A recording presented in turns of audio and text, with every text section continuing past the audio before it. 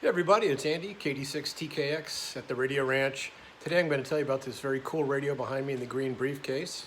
It's a World War II OSS spy radio, and what's really unique about this one is they made a movie about it.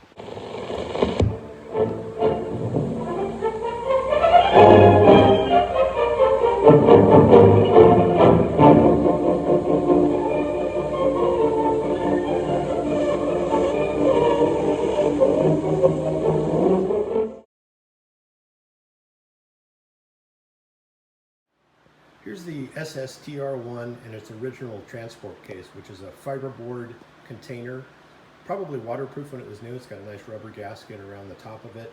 And this would have been the way it was moved around in the field and probably delivered originally to the field.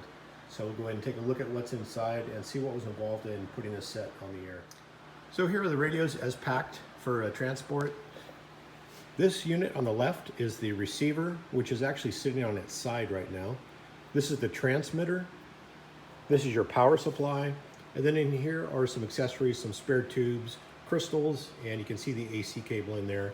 In this small compartment right here, you can see the battery leads that allowed the set to be run off direct current, usually from a 6-volt car battery, or if possible, 2 of them.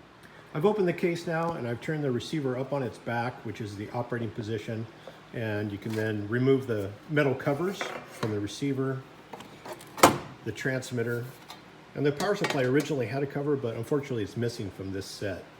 The power supply is a nice unit. It runs from any AC voltage between 90 and about 250 volts. It's selectable by the series of switches there. It can also run on 6 volts DC from a car battery. It can also charge a 6-volt battery. Agents in the field discovered pretty quickly that it was important to have a choice between running on either AC lines or DC. The problem with AC during World War II, especially in occupied Europe, was the lines were not always that stout, and they were sort of at the ragged edge, just providing lighting for most apartments and houses at that time. Sometimes if you had a transmitter like this plugged into the AC mains line, when you keyed the transmitter, the lights in the house and sometimes the adjoining apartments as well would dim in time with your Morse code tapping. Pretty good way to identify that there's a spy sending illegal transmissions in this room. So having the option to run it on DC, which would have been a car battery at that time primarily, gives you the immunity from that situation and a better level of security for the operator. Okay, I've plugged the radio into the AC mains line. You can see a line voltage indicated there, reading a little bit low actually, but let you know that you're plugged in. Below that's the on-off switch. You could switch it to the top position on the right for 6-volt DC, and then below that is how you turn it on for the various AC voltages. So we'll turn this one on there and wait for the set to warm up. The set's now warmed up and operating. I have the receiver tuned up on the amateur 20 meter band, 14 megacycles. You can hear some amateur operators sending Morse code there. The radio only worked as far as transmission modes for Morse code. The receiver could receive AM signals, but the transmitter, again, just Morse code, which was the standard for the time. All transmissions sent from an agent in the field would have been in Morse code. They would also have been encrypted one way or another so that they could be heard by other stations, but the message would not be able to be read unless you're able to decipher the code. A little background on my SSTR set here. I acquired this from a collector in the Netherlands. It's a pretty rare radio, quite rare actually. The receivers are sometimes seen, but very rarely the transmitter or the power supplies, and the fiberboard box even less. It's required a few things to get it back to operational condition. Just a few minor capacitor replacements in the power supply and the receiver. Transmitter didn't need anything, which is not a really big surprise. The transmitter is a 1-tube transmitter. It's a 6L6, and it uses a crystal as its oscillator. And incredibly, for how simple of a transmitter it is, it has an excellent CW note. It's also unique in that it uses a roller inductor to tune the antenna. You can see it through the window there. And then the roller on the roller inductor is also the indicator of where you find resonance for a particular frequency.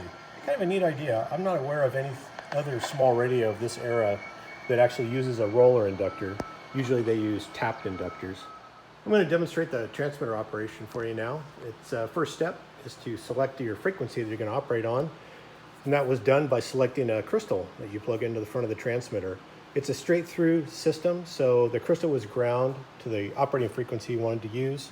You can see there's a number of different holes here, which allowed you to use whatever size crystal you had available. In this case, it's an FT171 cut for 3550, 75 meter amateur CW area, which I operate on quite a bit.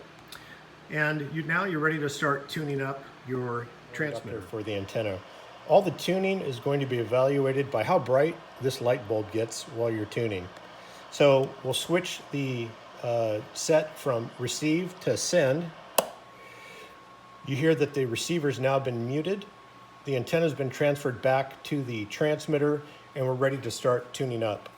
I've got a local receiver on in the background there, so you can hear the result of what we're doing. This is a built-in Morse code key. You could also use an external key, which is kind of a nice feature. So we'll key the transmitter, and we'll resonate the tank. You see that the bulb gets a little brighter. Bring the antenna up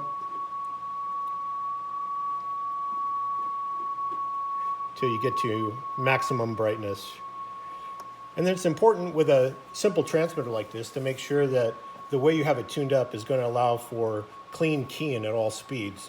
If it's not tuned up quite exactly right in the tank circuit, you can miss some of the dots from your message. So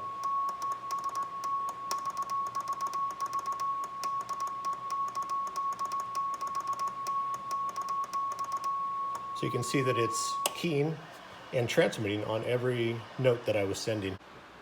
When the operator was done transmitting, he could then move the switch back to the receive position, and the receiver becomes active again. The frequency coverage for both transmitter and receiver is 2 to 16 megacycles, and both transmitter and receiver perform very well. We're listening here again on 20 meters, and you can hear pretty good sensitivity, pretty good stability. Not all things you would expect from a radio of this era, especially one that's so compact. So that's an overview of the OSS SSTR-1 World War II spy radio set. It's a really nice radio. I've made quite a few contacts with it already. The receiver and transmitter both work surprisingly well for how simple they are.